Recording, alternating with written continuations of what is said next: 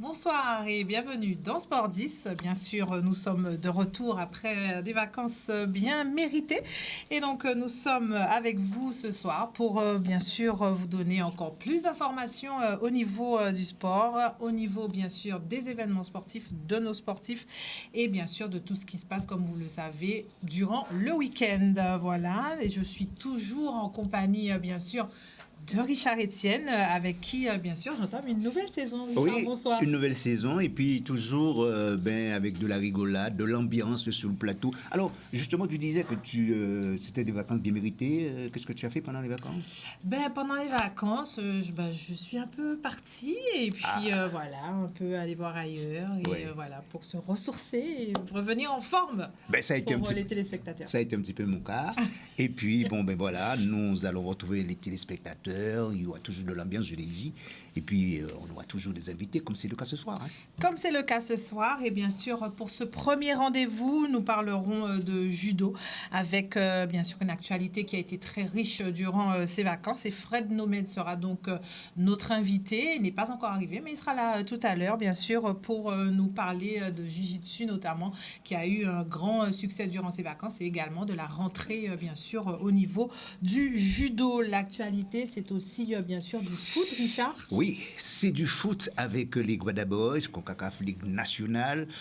On reviendra assez largement là-dessus d'ici quelques instants. Et puis, c'est toujours le foot avec Claudia Chaudrin-Raboteur, qui est notre invitée sur le plateau de Canal 10. Elle est quoi? Elle est tout simplement chef de la sélection U14, Challenge Série de la Caribbean Football Union.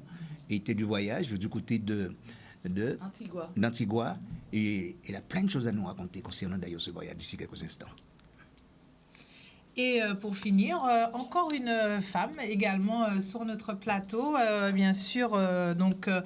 Quand on parle de rentrée, on parle aussi donc de cette rentrée sportive. Et du côté de Saint-Claude, il va y avoir un grand village pour des associations. Et donc, Fleur Lavouribos qui est avec nous ce soir pour nous en parler, nous présenter ce beau village. Bonsoir. Bonsoir. Voilà, Richard. Donc, le décor de Sport 10 s'est planté pour ce soir. Oui. Encore, bien sûr, de belles choses en cette ouverture de saison. Hein. Ça va être un peu, durant ce mois de septembre, on va dire, faire un petit peu le tour pour savoir tout ce qu'il va y avoir de nouveau Oui. sur les saisons, bien sûr, qui vont bientôt démarrer et qui ont déjà démarré pour d'autres activités. Et bien sûr, pour le foot, les choses ont déjà bien débuté. Oui, les choses ont déjà bien débuté, en tout cas pour les Guadabos. Oui, c'est une nouvelle saison qui commence pour les Guadabos, je le disais, au niveau de la CONCACAF, il faut quand même bien le préciser, après leur élimination en phase de poule, cela s'était passé le 5 juillet, rappelez-vous, contre le Guatemala, 3-2 pour le Guatemala, avec, il faut dire, dans le cadre de la Gold Cup, la sélection remet le couvert, avec un effectif remanié, ça aussi, il faut quand même bien le préciser, l'objectif est clair pour la Ligue guadeloupéenne de football, monter en Ligue A. Mais pour cela, il faut répondre présent à chaque rendez-vous, comme ça a été le cas hier soir, et oui, puisque nous étions devant notre télévision, pour voir tout simplement Saint-Kitts, ce qui était opposé à la sélection de la Guadeloupe, 2-1 au final pour la Guadeloupe. Certes, il y a la victoire, ça c'est vrai, mais la joie aussi avec notamment le tout nouveau dans cette sélection, Terry Carconte, que je vous propose d'écouter. Vous regardez. Bonsoir Terry, bon début avec les Guadabos. Qu'est-ce que ça représente pour toi? Tu rentres et tu marques. Jamais de manquer de respect à l'adversaire, mais toujours être sûr de soi. Donc moi je savais que j'allais marquer, donc pas étonné, mais très content d'avoir pu donner la victoire à mon île. Et comme j'ai dit, j'espère que dimanche on y retournera encore. Matcha, je le vois partir en 1 contre 1. Et comme j'ai dit, toujours faire confiance à ses coéquipiers. Donc du coup, je l'ai laissé partir dans les dribbles, je savais qu'il allait passer. Et moi, ma seule préoccupation, c'était de me retrouver à l'endroit où le ballon allait atterrir. Et voilà, j'ai fait mon rôle d'attaquant et ça a bien payé. Maintenant, il faut concrétiser tout cela dimanche à Sainte-Anne contre Sint-Martine. J'espère que je marquerai dimanche et je vous donne tous rendez-vous, venez nombreux et on mettra le feu à ça.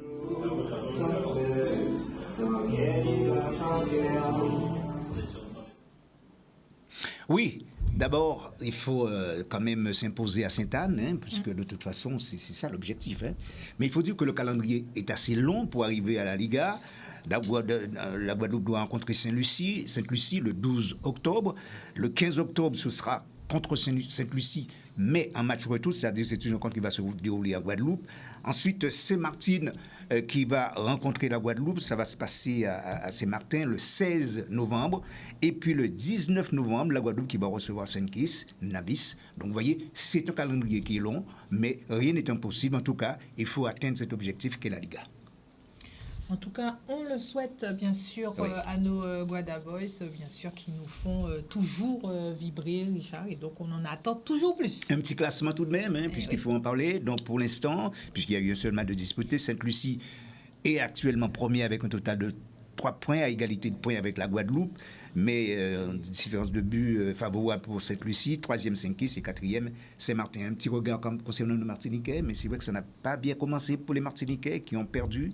Autrement dit, le Martiniquais actuellement se trouve donc tout simplement 6e avec 0 point au compteur. Certes, il y a encore d'autres matchs, mais enfin pour l'instant, c'est pas bien parti pour la Martinique. On verra en tout cas dans la suite de cette compétition et on vous rappelle donc prochain rendez-vous dimanche à Sainte-Anne pour bien sûr encourager nos jeunes champions. On parle maintenant de foot féminin. Oui, mais on parle de foot féminin, puisque je la vois toute souriante, il faut quand même le dire. Bonsoir, c'est vrai, je vous ai déjà dit bonsoir, Claudia Chaudrin-Raboteur.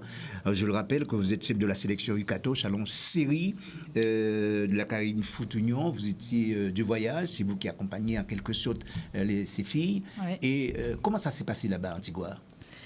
Alors, pour les filles, ça s'est très bien passé. Nous avons un groupe de filles très motivées, très combatives. Elles en voulaient.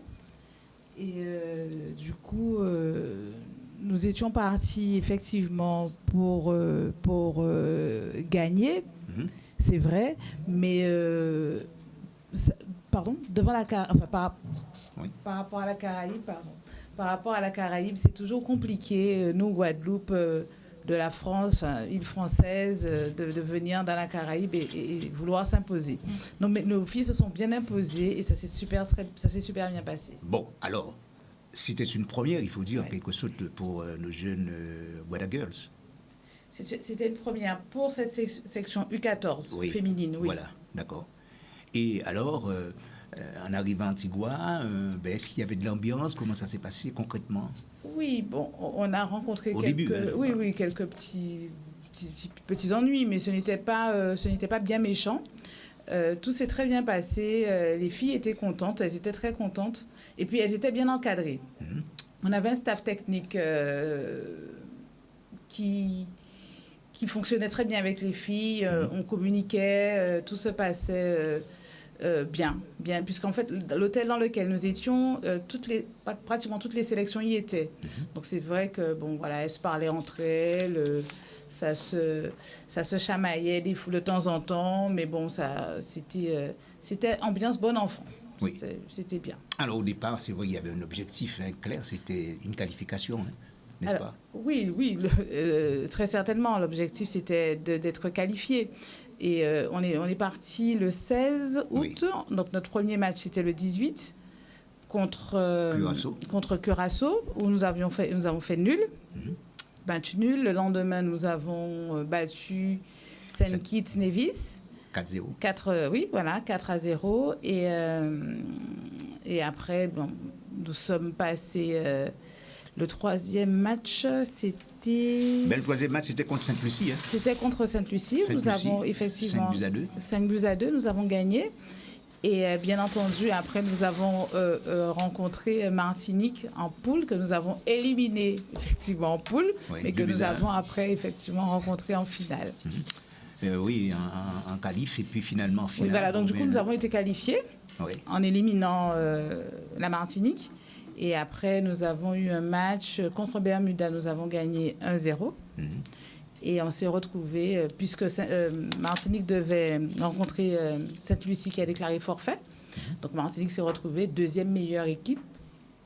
Et on est, bien entendu, on a eu a rencontré Martinique et nous avons perdu au tir au but, Oui, tout simplement. au tir au but. Au tir au but, oui. Qu'est-ce que vous retenez d'essentiel de ce déplacement? Alors moi, ce que je retiens, je pense que la Caraïbe regardera la Guadeloupe autrement, puisque nos filles avaient un jeu très maîtrisé. D'ailleurs, je salue au passage Cédric Montpierre, puisqu'il a fait un travail conséquent en amont. Il n'était peut-être pas avec nous à la sélection, mais il avait bien briefé son équipe. Et nos filles avaient un jeu. D'ailleurs, l'arbitre central est venu après match dire aux filles qu'elles avaient fait un très bon match, un très bon jeu, de garder ce jeu-là. Quand on regardait les autres filles de la Caraïbe, c'était... il n'y avait pas de jeu, il n'y avait pas de construction de jeu, alors que nos filles étaient vraiment bien préparées. Elles ont vraiment bien évolué sur le terrain. Je crois que c'est bien de quand même parler de Cédric Montpierre, puisque c'est lui qui a donné, il faut le dire, c'est vrai, une véritable identité à ce football féminin en Guadeloupe. Oui, c'est ça. Depuis qu'il est arrivé à la Ligue, il a su donner une image, une vraie image. Et si aujourd'hui, vous arrivez quand même à représenter, je dirais, dignement la Guadeloupe à ce stade de la compétition, c'est quand même une chose exceptionnelle. Ah oui, c'est très exceptionnel. Cédric, comme je dis, je me rappelle quand il nous a annoncé effectivement qu'il n'est pas parti pour des raisons personnelles, puisqu'il a réussi à un concours, donc il est obligé effectivement de partir assez rapidement dans l'Hexagone. Et je lui ai dit, mais Cédric, tu pars, tu nous laisses, comment on va faire? Ça va être compliqué et tout. Il m'a dit, ne t'inquiète pas, Claudia, franchement, tu as une équipe, tu seras avec une équipe bien briefée. Ne t'inquiète pas. Et j'étais ravie. Effectivement, j'avais une très bonne équipe. Il faut savoir que la Ligue guadeloupéenne de football a mis aussi les conditions pour que nos filles puissent bien évoluer. Lesquelles? Nous avions un staff médical. Donc, nous avons un médecin. Nous avions une kiné, une intendante. On avait le team manager. Là, c'est le staff que l'on voit là, hein, oui, c'est ça. Le staff technique. Oui, c'est bien ça. Et le head coach qui était Madame Marie-Laure Lombion.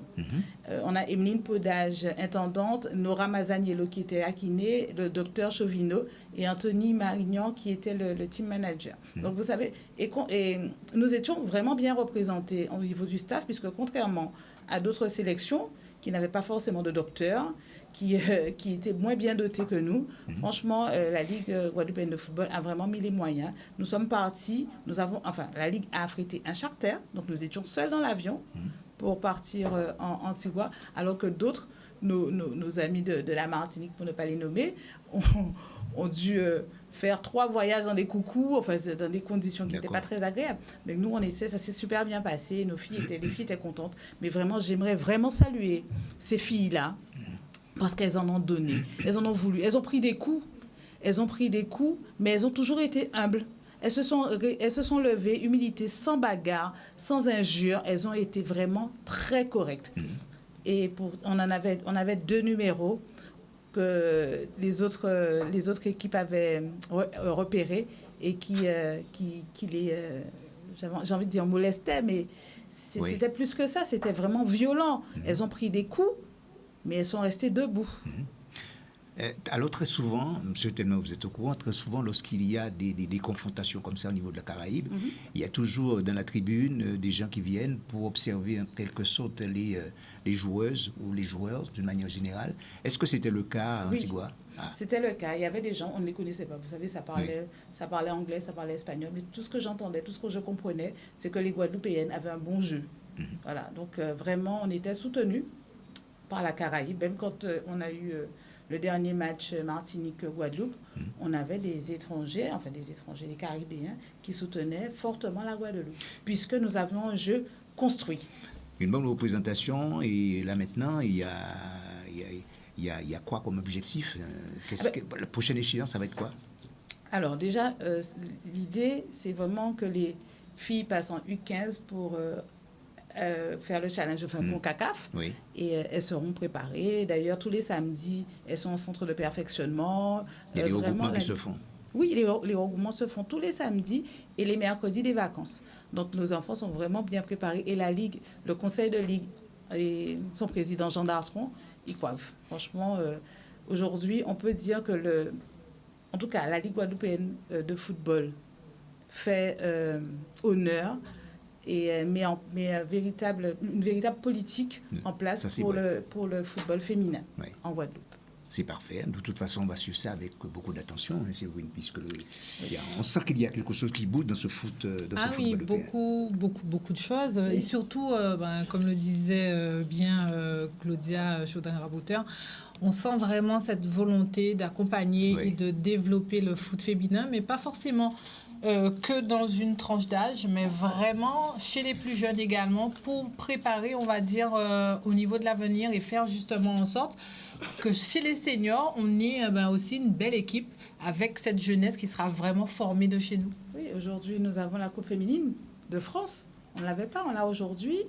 La semaine prochaine, nous avons la sélection féminine en CONCACAF, enfin en tout cas National League.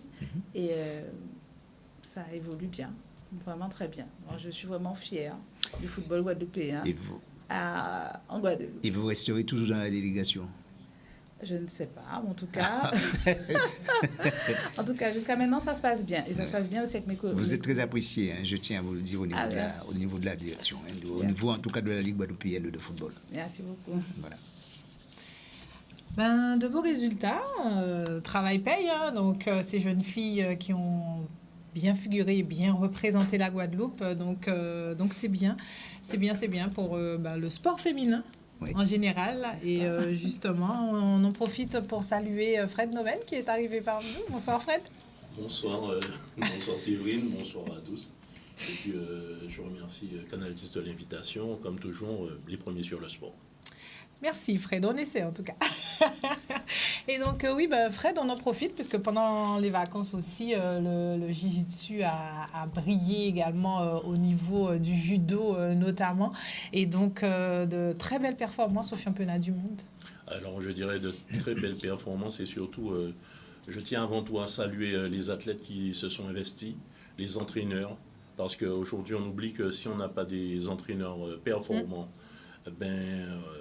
je dirais des professeurs d'abord qui apprennent les techniques et surtout après qui arrivent à mettre ça en musique avec les jeunes, on n'a pas ces résultats-là. Alors moi je suis un président comblé parce que 3 places de 3e au championnat du monde, ce n'est pas rien. Ça veut dire que le Jiu-Jitsu en Guadeloupe fonctionne, ça avance bien. On avait déjà trusté quand même 5 places au championnat d'Europe avec des places de vice-champion. Donc ça veut dire qu'aujourd'hui, on avance et le travail paye. Et nous avons des jeunes qui sont tout à fait prometteurs. Le Jiu-Jitsu, combien d'années d'existence déjà en Guadeloupe? Le Jiu-Jitsu fait partie en fait de la maison Fédération Française de Judo. Oui. C'est Fédération Française de Judo et discipline associée. Et aujourd'hui, nous avons des judokas qui pratiquent en fait les 2 disciplines. Et finalement, qui explosent aussi bien en judo en ayant des résultats. Mais pour certains, décident de s'investir dans le Jiu-Jitsu et finalement font aussi de très bons résultats, voire mondiaux. Donc aujourd'hui, je ne peux que dire qu'il y a eu, par rapport à une formation qu'on a fait quand même en mars avec les judokas et les jujutsukas, avec M. Aguido qui était venu pour la compétition Qatar, il y a un appel où j'avais dit aux jeunes, aujourd'hui, vous devez rêver grand. Arrêtez de penser qu'il n'y a que le championnat de France, il y a plus haut. Et comme disait Oscar Wilde, si vous voulez aller dans la Lune, visez la Lune pour au moins être dans les étoiles. Et bien aujourd'hui, ça marche. Ça veut dire que la discipline, entre guillemets, prend son essor et on ajoute encore d'autres cordes aux arcs des sportifs. Donc maintenant, c'est les idées à continuer à performer et d'aller encore vers le très haut. Alors justement, ils ont été champions de Guadeloupe. Comment s'est passé le parcours pour pouvoir justement arriver à ce championnat du monde? Alors il faut savoir que pour la Ligue de judo de la Guadeloupe, en fait, on organise le championnat de judo, bien sûr. On a le championnat de jiu-jitsu, mais aussi on a le championnat maintenant de kata judo. Donc maintenant on a vraiment 3 grosses, je dirais, artères qui se mettent en place. Les 2 judo jiu-jitsu étaient déjà en place. On a rajouté le kata judo. pour ceux qui font du jiu-jitsu, il faut savoir que c'est les clubs qui envoient d'abord. D'accord. Et ils envoient au championnat de France, qui permet d'être qualificatif pour voir un petit peu les résultats. On a eu quand même cette année Noémie Novare qui a eu des résultats, championne de France. Et après ça, elle a fait dans la même compétition en Iwaza, c'est-à-dire que du sol. Elle termine deuxième, donc vice-championne de France. On a eu monsieur Albisson Mathieu qui a été champion de France en Jiu-Jitsu combat et qui fait deuxième en Iwaza. Et puis il y avait une délégation de 10 jeunes qui sont partis après ça. Donc qui étaient au championnat de France. Et des championnats de France, le sélectionneur national a commencé à regarder.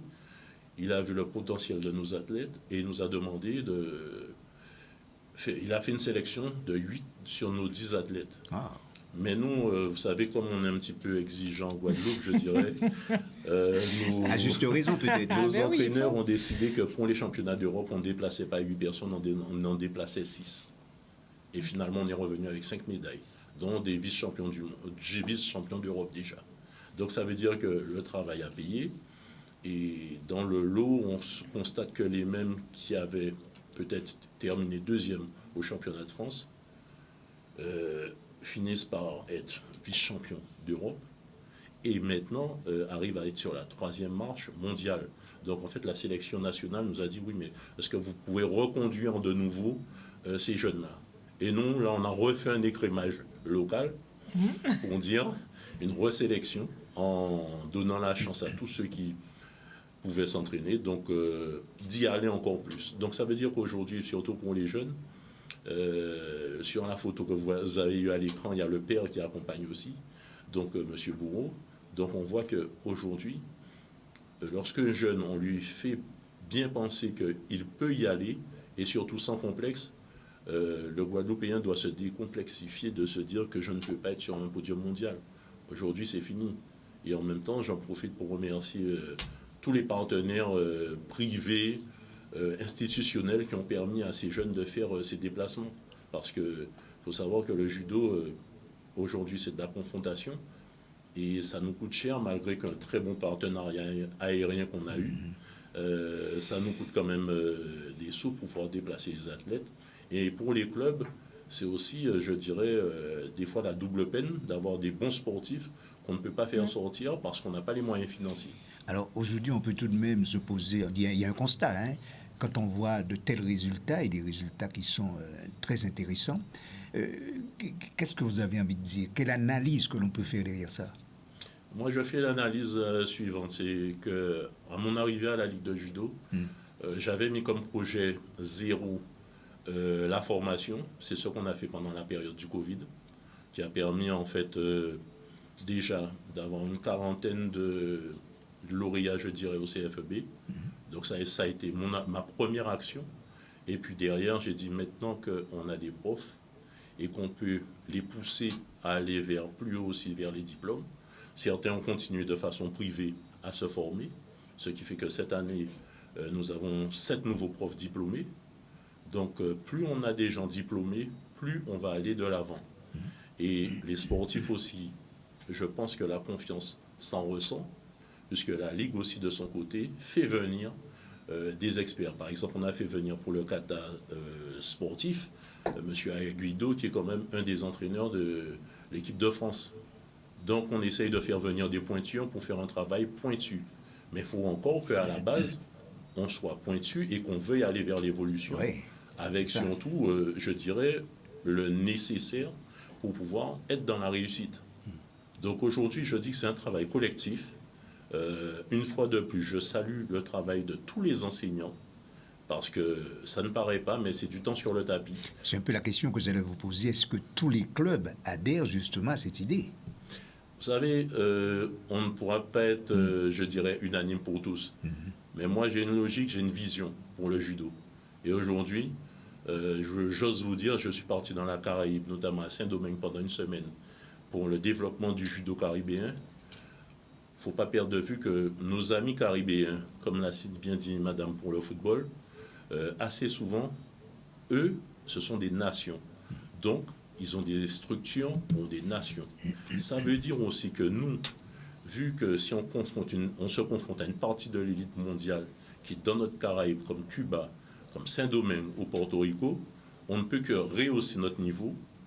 Et un billet, par exemple, pour 2 personnes pour Saint-Domingue, peut faire 900 €, tandis que lorsqu'on déplace un athlète sur l'Hexagone, c'est déjà 1200 € le billet. Donc ça veut dire qu'il faut avoir des sponsors qui suivent. Donc aujourd'hui, la politique, c'est que tous les sports, tous les clubs de judo n'arrivent pas des fois à trouver les aides qu'il faut pour qu'on puisse avancer aussi bien. Donc maintenant, je suis en train de regarder aussi notre dimension caribéenne. Qu'est-ce qu'on peut faire pour aguerrir encore plus nos judokas et encore plus aller vers de l'avant.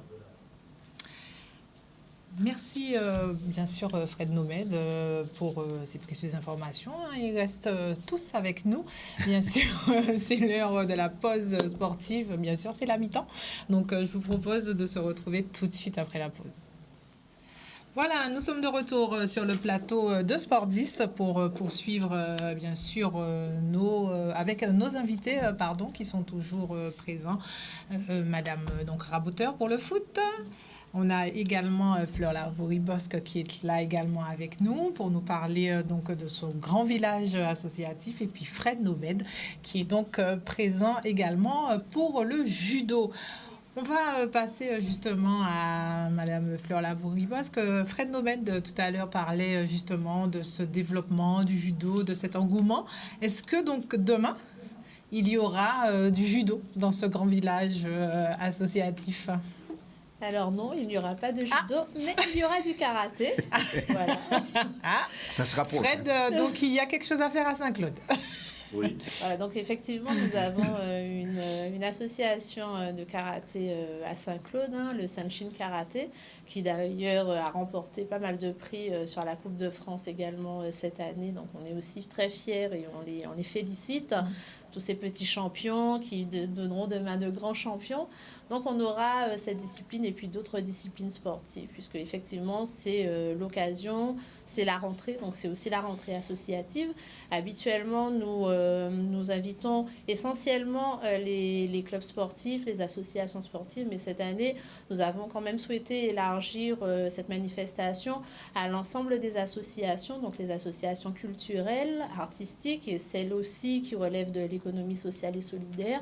Et donc, nous aurons quand même un bon panel d'associations très diversifiées sur ce village demain.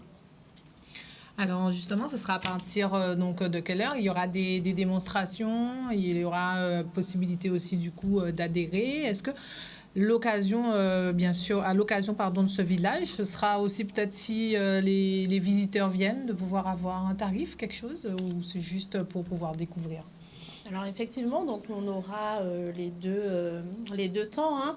Donc un temps, donc toute la matinée. Donc le village se déroulera à partir de 8h30 jusqu'à 13h30. Donc on espère vraiment que le temps sera avec nous aussi demain.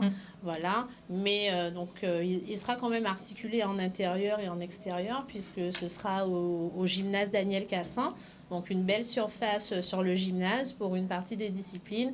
Et nous allons prendre espace autour du gymnase avec toutes les disciplines, puisque la pétanque se situe, le boulodrome est également adjacent au gymnase. Nous avons également un P3S pas très loin.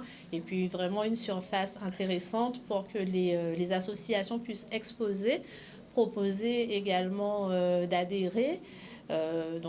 Aux plus petits, puisque c'est aussi la rentrée, donc des activités. Donc ça sera l'opportunité pour les parents d'avoir un très large choix et de pouvoir, avec leurs enfants, pouvoir découvrir et puis faire un choix, in fine, d'activités pour leurs enfants. Donc il y aura des démonstrations. On aura également l'équitation qui sera là avec ses chevaux. Donc on invite vraiment tout le monde à venir pour découvrir et essayer justement ces disciplines.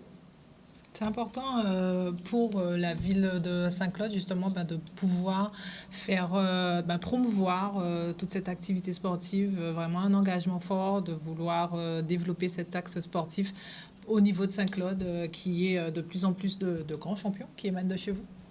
Oui, tout à fait. Et puis, on sait que le sport contribue non seulement à la santé, mais à l'épanouissement de tous. Et comme je disais, on ne cible pas que les tout petits. le sport, même les seniors font encore du sport. Donc on cible vraiment toutes les générations. Et oui, c'est important pour la municipalité de pouvoir permettre aux associations qui animent ce territoire et qui justement nous sortent des champions, quelles que soient les disciplines. Sur la discipline tir qui serait également là, on a des champions. Où est-ce qu'on a des champions aussi sur la discipline pétanque. Donc c'est vrai que ça sera vraiment l'opportunité de pouvoir rencontrer également ces champions, puisqu'ils vont représenter leurs associations. Donc oui, c'est important pour la municipalité de valoriser, de mettre en avant le sport sur le territoire. Tout à fait. Alors on se pose aujourd'hui la question à savoir quand est-ce que l'on aura véritablement une grande équipe de foot du côté de Saint-Claude. Je pose la question simplement parce qu'il y a le complexe qui est déjà là, c'est très bien. Et je crois que c'est l'une des meilleures pelouses actuellement, il faut le dire, c'est l'une des meilleures pelouses actuellement dans le département. C'est ça, mais nous aussi, nous attendons avec impatience que ces petits de l'école de foot, puisque c'est Fumerol qui reprend le football cette année, donc avec l'école de foot, donc on espère vraiment que la formation qui sera dispensée avec les tout petits pourra donner une équipe senior très rapidement, très prochainement en tout cas, on le souhaite, et que le football également puisse se développer davantage sur le territoire de la ville de Saint-Claude. Alors justement, pour vous parler de ce que vous venez d'évoquer, à savoir les jeunes, il va falloir qu'on en parle un petit peu. Dès mercredi, il y aura une émission qui sera dédiée aux jeunes footballeurs, aux jeunes sportifs, que je ferai l'honneur d'animer en quelque sorte. Et non, c'est pour donner vraiment un vrai cachet justement à ces jeunes. Et c'est toujours M. Charles-Henri Smith qui est aux commandes ou pas? Non, du tout. Ah. Mais M. Schmitt est sur l'équipe de Morin 92, donc, et qui entraîne une équipe plutôt de loisirs, on va dire, mais il reste sur le football, mais de loisirs à Saint-Claude. On va dire à Saint-Claude, contrairement à d'autres communes ou d'autres villes, vous êtes bien dotés en termes d'infrastructures. C'est vrai que là aussi, on se rend compte, c'est aussi un choix. Donc, de pouvoir mettre à disposition les infrastructures nécessaires pour permettre justement à vos athlètes de pouvoir trouver un lieu pour pouvoir s'exprimer. Oui, c'est ça. Oui, c'est ça. Et justement, on accompagne aussi, au-delà des infrastructures villes, on accompagne également les infrastructures privées, donc sur leur rénovation. Et puis, on est toujours dans une dynamique de développement de nouvelles infrastructures, puisqu'il n'y a jamais suffisamment de créneaux pour l'ensemble des disciplines sur ces complexes. Donc, la ville a son projet, justement, de créer un autre gymnase pour permettre, justement, pourquoi pas, au basket masculin de se développer également, puisqu'on a eu par le passé un basket masculin qui était bien en puissance à Saint-Claude. Donc, ne pas rester sur le basket féminin qu'on a pu l'avoir ces dernières années, mais aussi ouvrir et pouvoir aussi accueillir le basket masculin sur notre ville. Fred, il y a un créneau vraiment à prendre à Saint-Claude. Je suis très content d'entendre ces bonnes nouvelles, puisqu'en fait, il y a un club de judo aussi à Saint-Claude avec M. Hervé Mar.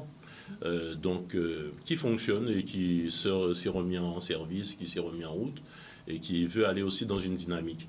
Alors au contraire, je profite pour passer le mot à tous ceux qui sont dans la place publique, que lorsqu'on construit un gymnase, pensez aussi au judo, puisque assez souvent, pour les compétitions de judo, on est un petit peu embêté parce que c'est prévu pour le basket, pour l'athlétisme, et en fait, on doit un petit peu squatter leurs espaces. Mais si dans les aménagements est prévu un coin judo, ça permettrait qu'au moins on puisse avoir une association qui puisse mettre des tapis, et que dans la logique justement de la Ligue de judo, c'est d'être partout sur le territoire, sur toutes les communes, et vraiment de pouvoir permettre de donner les valeurs aux jeunes, comme le fait si bien aujourd'hui la commune de Saint-Claude, de pouvoir permettre à tout le monde d'être ensemble et dans l'intérêt générationnel. Au judo, nous avons une force de frappe sur ce principe qui est aussi le taïso.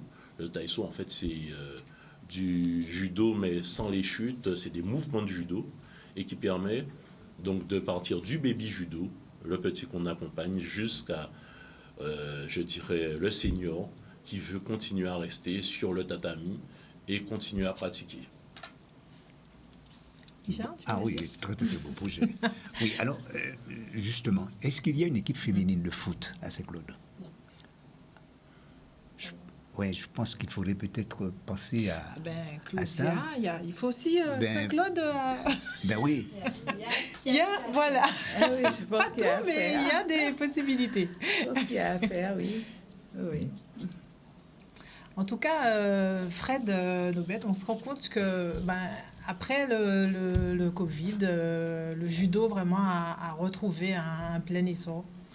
Le judo a retrouvé un plein essor, a trouvé de belles couleurs, mais je dirais, et je les salue parce que sans les entraîneurs que nous avons aujourd'hui, les professeurs que nous avons sur place, qui ont aussi cette niaque de vouloir gagner et de réussir avec leurs jeunes, ce ne serait pas possible. Aujourd'hui, peu de gens comprennent qu'une ligue, c'est une chose, mais la vie des clubs est tout aussi importante. J'essaye de me déplacer dans la plupart des clubs, ce qui n'est pas évident parce que des fois, on n'a pas les horaires de tout le monde. Mais aujourd'hui, le grand projet que je souhaite pour le judo guadeloupéen, c'est vraiment qu'on puisse s'étendre, intensifier et densifier sur le territoire le nombre de pratiquants. Cette saison, nous avons presque terminé à 2000 licenciés. Après le Covid, ça a été très dur puisque beaucoup de jeunes sont partis sur d'autres structures. Et on a aussi à travailler, comme sur toutes les autres disciplines, sur le taux de renouvellement de licence, c'est-à-dire des gens qui pratiquaient déjà et qui restent dans l'art martial, ou s'ils partent, pourquoi ils partent.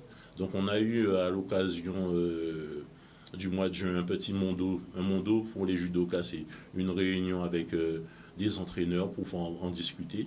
Mais c'est des cartes qu'on remet sur la table parce que la discipline, il faut lui permettre d'aller encore de l'avant et surtout voir que c'est une discipline qui plaît et qui a de la réussite. Tout ce qui est judo, jujutsu, aujourd'hui, on montre de belles choses. Au point qu'on va même participer à un Open de jujutsu qui va se faire normalement au mois de novembre. Donc ça veut dire qu'il y a de grands projets pour cette année. Mais dans les cartons, il y a encore beaucoup de choses qu'il faut faire et qu'on peut faire. Et si tous les partenaires sont autour de la place, et puis je profite pour lancer aux partenaires privés la possibilité de s'associer aussi à des clubs de judo pour faire avancer les choses. Un écuisson, par exemple, sur un judoji, permettrait de faire voyager aussi l'image des entreprises guadeloupéennes avec le judo. Aujourd'hui, nous ne sommes pas fermés du tout à ça. Donc il y a des contrats vous allez voir les photos prochainement qui vont être signés. Et il y a des belles choses qui vont se mettre en place, mais ça veut dire qu'on a des projets. Et surtout, c'est la réussite pour cette année. Les judo guadeloupéens, ce dimanche, vont faire leur entrée sur le tapis au Phoenix, au Gosier. Et on dit déjà à 10 mai pour la saison. Alors, la Ligue guadeloupéenne de judo, c'est combien de licenciés aujourd'hui? Aujourd'hui, on a terminé à 1974 licenciés. Donc, ça a tendance à progresser ou ça a progressé parce que le Covid nous a fait très mal, oui. Ça c'est clair. Surtout que, entre les interdictions de salles, de pouvoir se réunir et surtout toutes les activités de combat étaient vraiment dans des situations, je dirais, très drastiques au niveau des mesures Covid. Donc ça a été chaud. Mais là, ça montre qu'il y a un engouement, il y a une reprise. Et surtout, c'est que les sportifs en veulent. Et alors, il y a du loisir, mais il y a aussi des compétiteurs, et sur plusieurs domaines. Et vu que cette année, on a fait venir quand même un expert kata pour développer la partie kata pour ceux qui ne veulent pas faire, je dirais, de la compétition en individuel. Donc, on est en train de mettre encore d'autres arts pour ramener encore des médailles à la maison. Alors, on dit que le voyage, c'est vrai que forme la jeunesse, c'est bien connu. Est-ce que, ça vous arrive avec les jeunes, avec les judokas, de faire des voyages, de partir, d'échanger avec d'autres nations?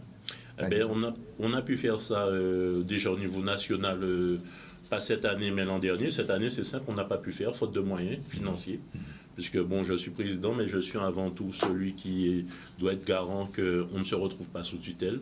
Donc on ne peut faire que des actions lorsqu'il y a des sous. Donc c'est pour ça qu'il est important qu'on ait des partenaires financiers. On est parti avec une équipe il y a 2 ans de jeunes au championnat de France à Serra. Pour vous dire, tous nos duels kata, on est au judoka, ont été remportés. Donc ça veut dire que je vois comment ces jeunes évoluent. Je vois l'investissement aussi que font les parents en termes de être autour du tapis, parce qu'on ne vient pas déposer un enfant au judo comme si on l'a déposé dans une crèche. Donc s'il y a un partenariat pour la réussite de l'athlète avec ses parents, et là je trouve que bravo. Je peux aussi saluer les parents pour leur dire bravo. Discipline de vie, judo, école de vie. Et on le dit souvent, hein, Séverine, lorsque les parents, disons, s'investissent dans une discipline donnée, eh bien, c'est toujours intéressant, les résultats sont toujours là. Voilà. Alors, par exemple, on a vu avec M. Bourreau qui a accompagné ses deux enfants, donc ils terminent tous les deux 3e au championnat du monde. Et c'est des jeunes qui avaient fait, notamment Johan, avait fait 2e au championnat d'Europe déjà. Et c'était classé 3e au championnat de France. Donc ça veut dire qu'il y a une progression, malgré qu'on change de niveau, ça a été encore vers le haut. Donc ça veut dire que nos sportifs de la Ligue de judo de la Guadeloupe, toutes disciplines confondues, ont des marges de manœuvre et de progression possibles. Mais il faut déjà qu'on puisse avoir les infrastructures locales pour faire encore mieux, et que dehors, on puisse en faire plus, mais en plus en densifiant le nombre de réussites. À vous entendre, on a comme impression, justement, quand vous lancez un appel, ou peut-être... C'est un appel franc au fait qu'il faut vraiment que le judo ait son espace, un dojo régional, peut-être mutualisé avec d'autres arts martiaux, mais il faut vraiment un espace où lorsqu'on dépose des tatamis, on ne les lève pas. J'ai vu ce qui se fait à Saint-Domingue, une surface de 600 mètres carrés permanente dans un des 4 dojos olympiques. Je peux vous dire que vous voyez ça, vous êtes en admiration, vous êtes même un peu, entre guillemets, envieux d'avoir de telles structures. Je profite pour saluer, je sais que l'émission est regardée en Martinique, je profite pour saluer le président de la Martinique de judo qui était là-bas, Alfred Séfis, mais aussi Gilberto Garcia, qui est le président de la Confédération caribéenne de judo.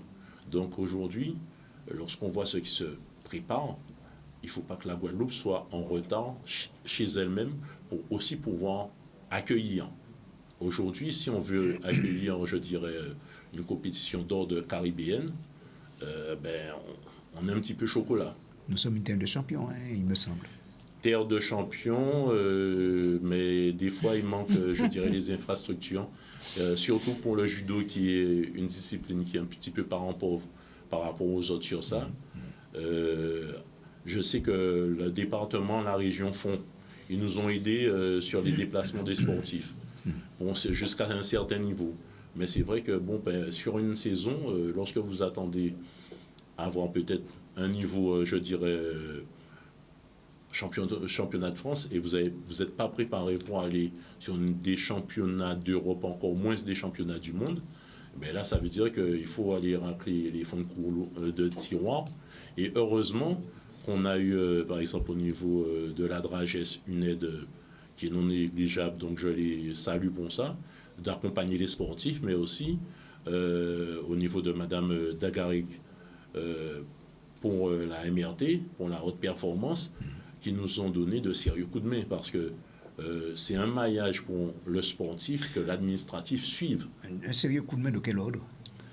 Je n'oserais pas, comme on dit, dévoiler les choses. Bon, mais lorsque un sportif va vers le haut niveau, il se trouve qu'on a quand même en Guadeloupe l'Agence nationale du sport, mais aussi la MRT, qui mettent en place des moyens pour aller vers ces niveaux-là. Donc, mais là, par exemple, ils nous ont aidés à faire venir un entraîneur, je dirais, de niveau national. Donc, si on veut faire des choses, il faut qu'on ait des bons partenaires. Il faut aussi mettre dans le maillage, peut-être aujourd'hui, du projet, je dirais, culturel pour avoir d'autres fonds. Donc c'est pour ça que je dirais pas tout ce soir, mais il y a des idées de projets qui devraient permettre qu'on développe vraiment les activités, mais l'appel est clair au niveau des élus de pouvoir bénéficier, et je pense que pour toutes les disciplines, ça se vérifie, les espaces, lorsqu'ils sont à titre gracieux, on oublie que ce sont des associations, eh bien, ça permet d'eux, comme la ville de Capesterre que je salue, Monsieur Courtois qui nous met son infrastructure gratuitement à disposition. C'est pour ça que cette saison, beaucoup de compétitions de judo se feront sur Capesterre. Oh, d'autres communes devraient peut-être suivre l'exemple. Devraient suivre l'exemple, emboîter le pas et bien comprendre qu'une ligue, c'est déjà pas un club parce que la ligue ne vit pas sur les fonds, je dirais, de parents qui versent une adhésion ou autre. Donc, lorsque la Ligue, si elle doit payer peut-être 2 000 € pour un week-end de location, avec toute la logistique, d'emmener les tapis et tout ça, on ne se rend pas compte, mais moi, comme je suis les budgets aussi, ça nous coûte l'argent qu'on met, en fait, dans les infrastructures de location de véhicules. Aujourd'hui, la Ligue de judo a des tapis. Je remercie Madame QC parce que nos tapis sont quand même aujourd'hui au CREPS déposés parce que nous n'avons pas d'espace pour la Ligue. Donc, est-ce que vous voyez que la fermeture de Paul Chanchon a bouleversé cette année judo qui nous a fait que on a dû s'organiser avec les moyens de bord pour trouver des solutions. Et malgré tout cela, vous avez des résultats. Voilà, donc ça veut dire que si on avait par contre les infrastructures qui permettraient, je n'ose vous dire ce qu'on aurait pu faire, et surtout aujourd'hui sur la Coupie, je dis on peut encore beaucoup mieux faire. Claudia, oui, parce qu'on n'a pas beaucoup entendu. Oui, justement, qui écoute religieusement. Parce que moi, la Ligue de foot a pu affréter un avion, Fred Lobed, moi quand j'entends ça. Voilà, c'est aussi, on va dire, que la Ligue de football a cette chance de pouvoir aussi avoir, on va dire, moins de difficultés, pas forcément, on n'en a pas du tout, hein, mais en tout cas, peut-être moins de contraintes au niveau financier que les autres ligues, ou pas du tout. Ou c'est une image que l'on a justement en se disant le foot a toujours plus que les autres. Ah non, pas du tout. Et d'ailleurs, je salue le directeur de la Ligue guadeloupéenne de football, monsieur Fabrice Thomas Babel, qui fait un sérieux travail pour financier, c'est-à-dire que la Ligue guadeloupéenne de football plus ses partenaires étaient quand même sous tutelle. Donc on essaie, comment vous dire, par tous les moyens d'avoir des sponsors, d'avoir des projets qui nous permettent de faire rentrer de l'argent. Mais c'est aussi difficile. Nous avons effectivement 13 000 licenciés. C'est vrai que ce n'est pas... Ce n'est pas 2000. Ce n'est pas 2000. Mais il faut aller chercher s'il y a des clubs qui ne paient pas forcément. Voilà, c'est toujours compliqué. Donc, non, nous avons les mêmes difficultés que tout le monde, sauf que nous gérons autrement. Voilà. Oui. Et, donc voilà, le foot n'est pas mieux loti que les autres. Pas du tout. Contrairement à ce qu'on pourrait croire. Pas du tout. Mais quand on parle effectivement de licenciés, je rebondis sur le fait que nous avons peut-être effectivement 13 000 licenciés, mais dont, pour parler du football féminin, nous avons 10%. C'est quand même il y a une vraie... il y a un engouement aujourd'hui des filles, des jeunes filles qui s'inscrivent au football. Donc, oui, ça va se développer sur la ville de Saint-Claude, ça va se développer un peu partout en Guadeloupe, puisque déjà par ce challenge U14, nous avons pas mal d'inscriptions de filles. De retombées. Ah oui, de retombées. Et puis, les jeunes... D'ailleurs, comme je vous ai dit, je crois, en début d'émission, nous avons la sélection féminine senior qui participe à la National League au CACAF d'ici la semaine prochaine. Et puis le nombre de licenciés va augmenter aussi. Absolument. Parce que les résultats sont au rendez-vous. Les résultats sont là. Et j'entends les difficultés du judo. Nous aussi, au niveau des terrains, des infrastructures, au niveau du foot, c'est compliqué. C'est très compliqué pour qu'aujourd'hui, faire le match du week-end des Guada Boys. La CONCACAF ne nous fait pas de cadeau. Hein. Il faut vraiment avoir un terrain correct. D'ailleurs, c'est comme ça qu'on a pu être sur le stade de Sainte-Anne. Oui, parce que les abîmes voilà, c'est en réflexion. Hein. Voilà, donc du coup, non, nous avons des difficultés, mais nous avons un conseil de ligue qui travaille très bien et on se réunit assez souvent et nous prenons des décisions qu'il faut pour que le football guadeloupéen puisse avoir un meilleur essor en Guadeloupe. Très bien, en tout cas, ça se voit. Donc, je pense que le travail est bien fait et donc, je pense que ce soit le foot masculin ou le foot féminin en Guadeloupe a, on le sait, Richard, une place particulière, bien sûr, dans le cœur des Guadeloupéens, avec le cyclisme également. Avec le cyclisme, on salue Pascal. On salue Pascal, d'ailleurs, qu'on retrouve lundi.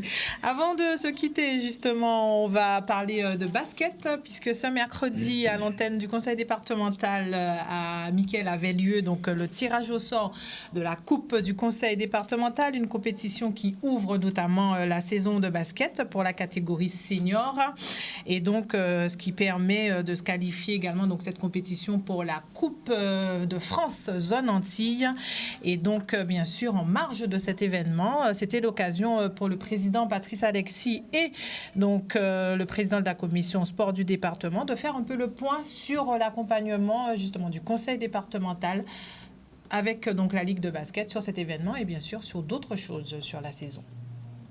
C'est vrai que nous sommes à la 19e édition de la Coupe du Conseil départemental qui permet d'être qualifié pour la Coupe de France zone Guimarães.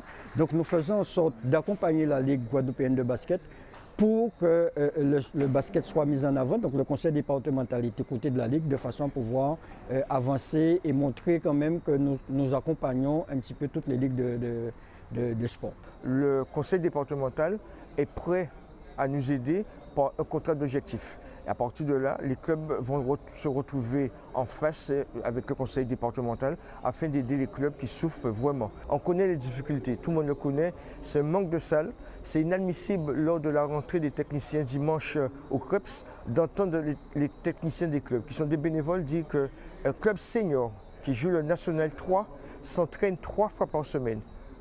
Un entraînement en salle et 2 entraînements à l'extérieur. Quand il ne pleut pas, s'il pleut, il y aura un seul entraînement en salle. Et on connaît bien les difficultés des joueurs qui sont des amateurs.